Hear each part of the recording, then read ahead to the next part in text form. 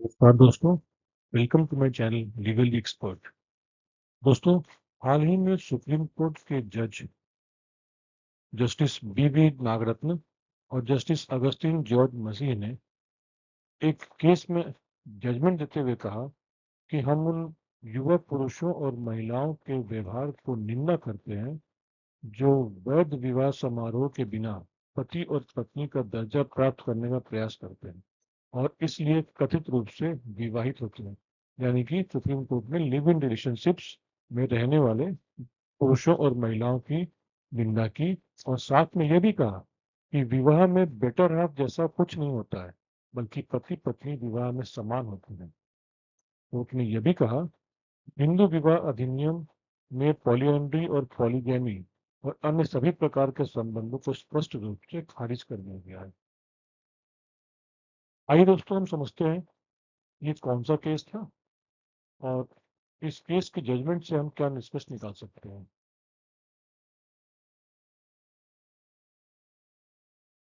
तो यह केस हिंदू विवाह अधिनियम 1955 के तहत as an appeal Supreme Court पहुंचा।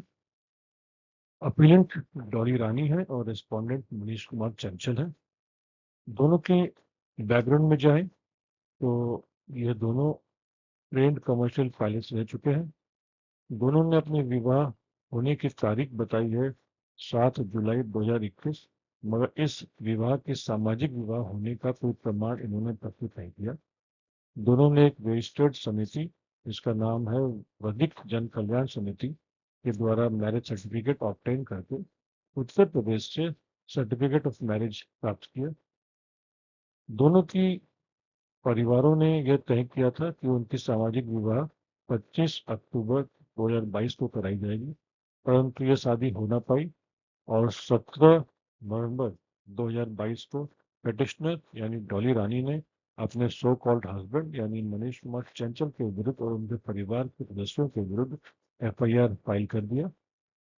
क्योंकि डॉली रानी मनीष कुमार चंचल के साथ रह रही थी, उनके पास मैरिज सर्टिफिकेट था, तो वो अपने आप को उनकी वाइफ डिक्लेयर करती हुई रेलिवेंट सेक्शंस के तहत उन्होंने एफआईआर दायर किया।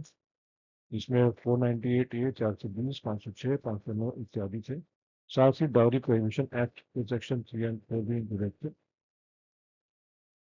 अब 2023 के बाद रिस्पोंडेंट ने फैमिली कोर्ट मुजफ्फरपुर बिहार में एक पिटिशन फाइल की डाइवोर्स का, यानी कि मनीष कुमार चंचल ने डाइवोर्स पिटिशन फाइल कर दिया।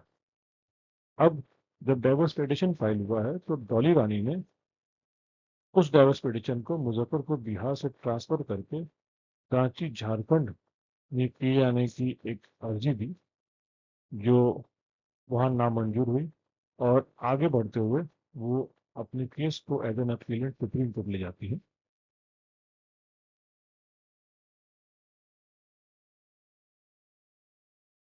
सुप्रीम कोर्ट के सामने यह प्रश्न था कि यदि कोई विवाह हिंदू विवाह अधिनियम के सेक्शन 7 में दिए गए रीति रिवाजों के तहत नहीं हुई हो, परंतु सेक्शन 8 के तहत उस विवाह का पंजीकरण किया गया हो, तो ऐसे विवाह की वैलिडिटी क्या होगी।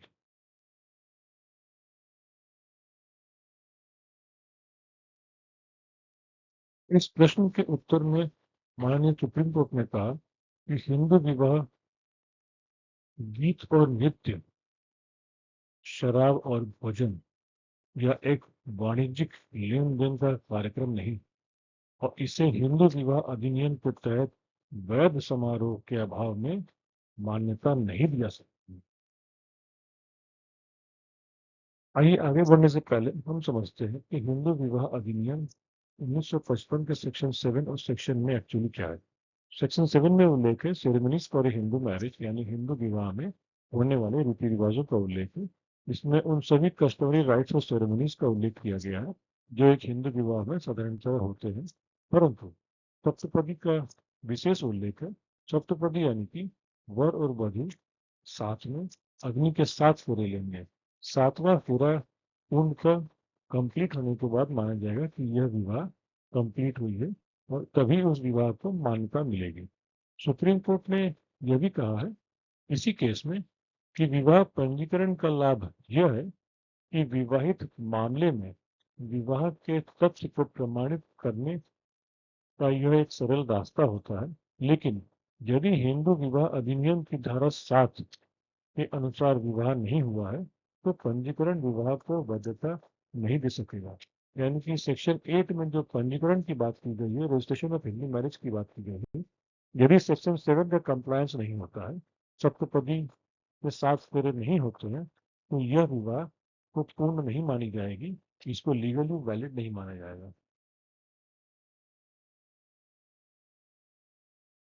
हिंदू विवाह अधिनियम 1955 के सेक्शन 7 में उल्लेखित सप्तपदी का उल्लेख वास्तव में हमें ऋग्वेद में मिलता है, जहाँ इसका उल्लेख और इसकी प्रक्रिया दी हुई है।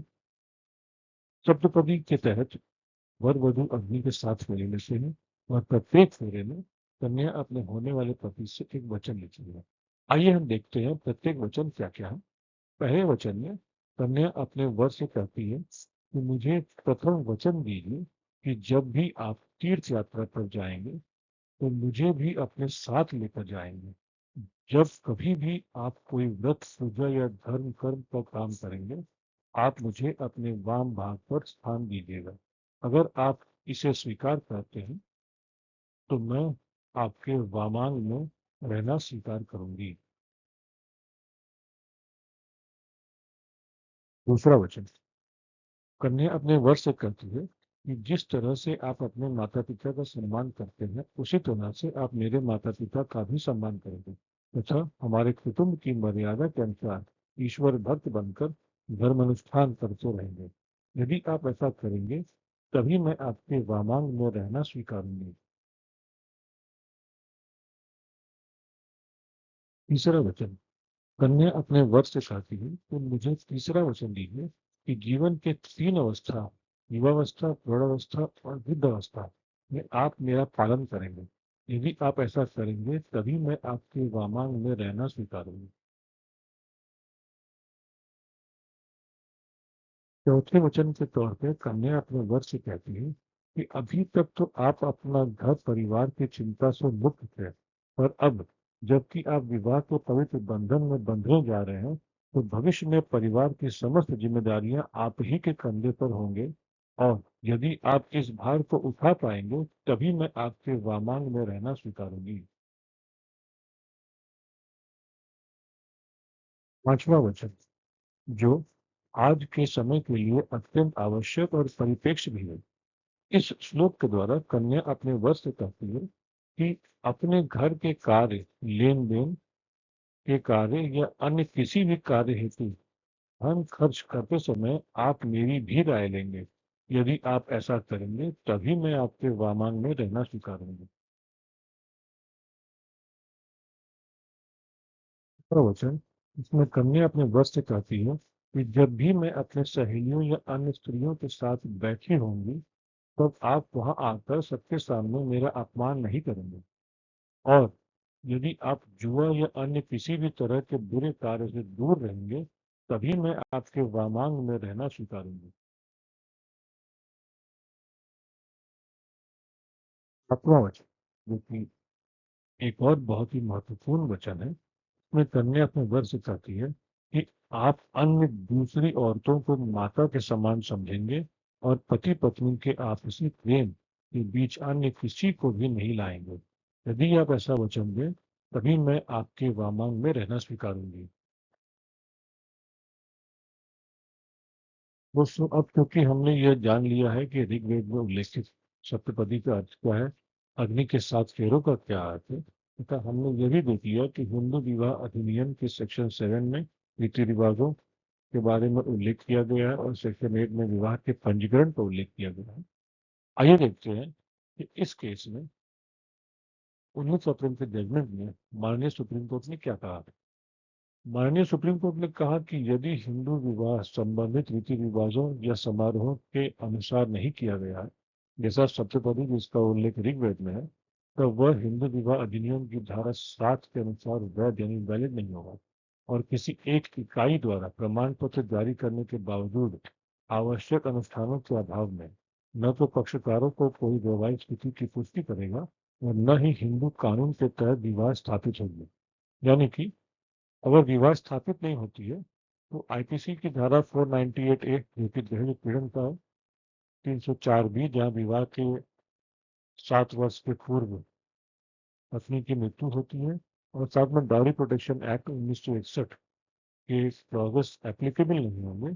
ऐसे में वह पति पत्नी जो विवाह के बंधन में कागजों में बंधे हैं लेकिन सामाजिक रूप से रीति रिवाजों के अनुसार नहीं बंधे उस बंधन में, ऐसे जोड़े को इन एक्ट्स के कोई भी लाभ नहीं मिलेंगे। और